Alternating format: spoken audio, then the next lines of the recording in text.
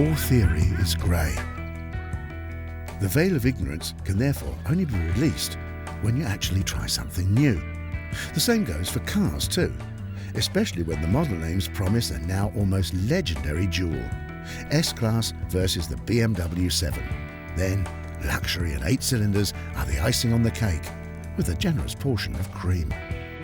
We're in Hamburg's harbour, accompanied by 2 vessels and 16 cylinders, 8 of them on the starboard and 8 on the port side. These 2 vessels are perfect cruise ships. Well, just for road trips, not so much for voyages across the seas. They are absolutely impressive, but today no one is getting to see much though, as Hamburg is enveloped in fog. And it's fog that we want to clear with the answer to the question, which one of these is the better car? The S-Class. Whenever there's a discussion regarding the world's best luxury sedan, this has been the benchmark for decades.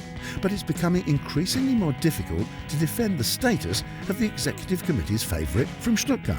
The best or nothing boasts the Star Cruiser's advertising slogan, and therefore the new S-Class is ostensibly the best car in this segment.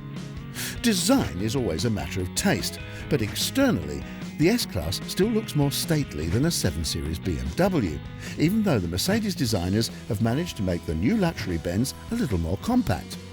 In total, it's 4 centimetres longer than the BMW, and with 530 litres has a slightly roomier boot. But this is hardly crucial when considering buying one of these. What really counts is the feeling behind the steering wheel. Welcome home. Can you hear anything? No. You can hear nothing, and it's this peace and quiet that makes the S-Class so special.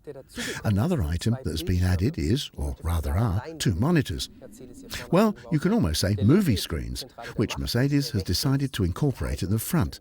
The one on the left is the power centre, and the one on the right is responsible for the entertainment on board.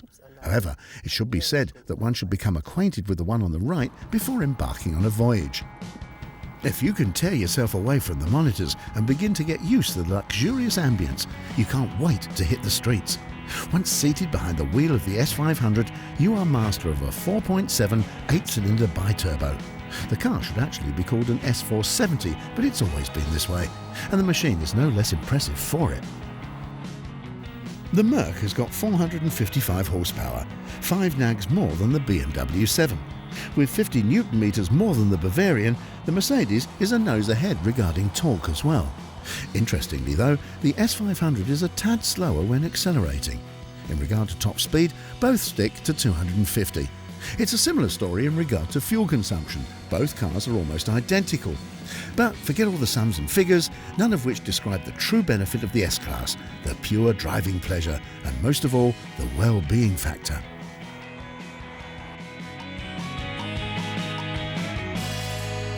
In regard to comfort, the new S-Class is the measure of all things too. There are massage seats, heated armrests and many extras that make life so much more pleasant and comfortable. One example is the active body control chassis. 2 cameras scan the road ahead of the S-Class, enabling the chassis to adjust itself accordingly to uneven surfaces, and you can veritably float over the road as if on a flying carpet. To even imagine that the S-Class is at an agility disadvantage because of this is rubbish. There's no other car available offering a more relaxed long-haul travel experience. Even the BMW Series 7 can't prevent that. Everyone is aware of the design by now, and the facelift hasn't altered all that much. The full LED headlamps are probably the most distinctive new feature, and even these are not immediately recognised. It's flatter than the S-Class and appears a little more sporty when standing still. The interior is as we already know it. This can be seen as an advantage in regard to handling, but the drawback is that there's little difference between the 7 and less prestigious BMW models. That something special is missing here. The actually large monitor seems almost small when compared to those in the S-Class. One can see how quickly time goes by. But under the bonnet, the BMW is still a major contender. Maybe the key data list no longer sends a chill down the opponent's spine, but a 4.4-litre cylinder capacity is still a statement for an engine even today. The 8-cylinder twin-turbo has a light deficit when compared to the S-Class, but is nevertheless a little perkier in the lower speed ranges. This explains why it can compensate a tenth at 0 to 100 k's. Fuel consumption is slightly lower than the Mercedes. The smaller version of this luxury sedan was not designed for chauffeurs, and it shows. warm welcome to the 7, a warm welcome in the sport-oriented luxury sedan. This is a driver's car, and that becomes evident immediately. Steering is more direct, the chassis is tight. It all makes for more fun. Of course, it's not as comfortable as an S-Class, but not such a difference as one may think. The balance between comfort and sport is something the Bavarians in Munich do well. The BMW conveys a brand image. It's more manageable and has always been the more sportsmanlike of the two. And, to be honest, driving pleasure can also be seen as luxury.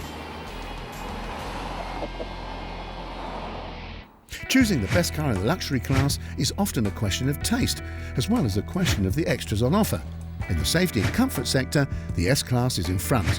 The BMW has a few small and better bits and pieces. Both cars are excellent, and at the end of a comparison such as this, especially at such a high level, it's the details that decide the winner. A door that gently glides into the lock, for example, or like here, it sometimes just requires a little nudge. The total of these details reveal the S-Class as the better car.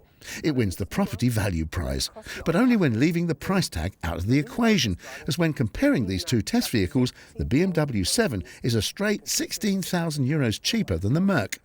What couldn't I buy with €16,000? A basic Golf, a fully loaded Dacia Duster, 2 Rolex watches. The best touring sedan in the luxury class is the Mercedes. The Star presents itself in its ancestral showpiece discipline in top form. But is the S-Class really worth the extra money? More than €5,000 for the Magic Body Control chassis, €4,000 for driver and park assistance or massage seat for €2,000. In this class, the BMW is the better offer, but owners of luxury limousines such as these rarely show any interest in price tags.